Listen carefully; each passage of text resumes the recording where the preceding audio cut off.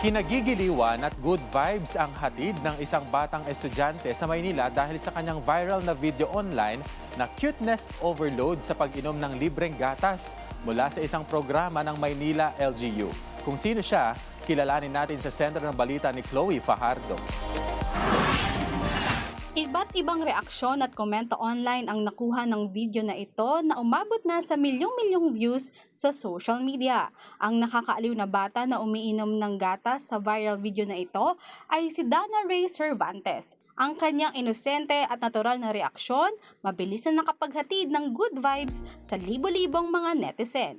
Kuha ang video na ito noong naglunsad ang lokal na pamahalaan ng Maynila ng isang inisyatiba na layong matugunan ang pagkabansot dulot ng malnutrisyon. Ang Your Milk 2.0 kaagapay ng Batang Maynila sa paglaki. Isa ang paaralan ni Dana sa nahandugan ng libreng gatas mula sa LGU ng Maynila. Ang stunting o pagkabansot dulot ng malnutrisyon ay isa sa mga hamon na patuloy na pa rin kinakaharap ng bansa. Ayon sa survey, tumaas ng 1.7% ang stunting rate ng mga Pilipinong bata edad 5 pababa. Mula sa 23.6% noong 2023, umabot na ito sa 25.3% nitong 2025. Malaking epekto ang wasto at maayos na nutrisyon sa bawat batang Pilipino para mabuhay ng malusog at malayo sa sakit. Bukod pa rito, nakikinabang din sa naturang programa ang local dairy farmers na pinagkukunan ng gobyerno ay pinamamahaging gatas. Chloe Fajardo para sa Bayan.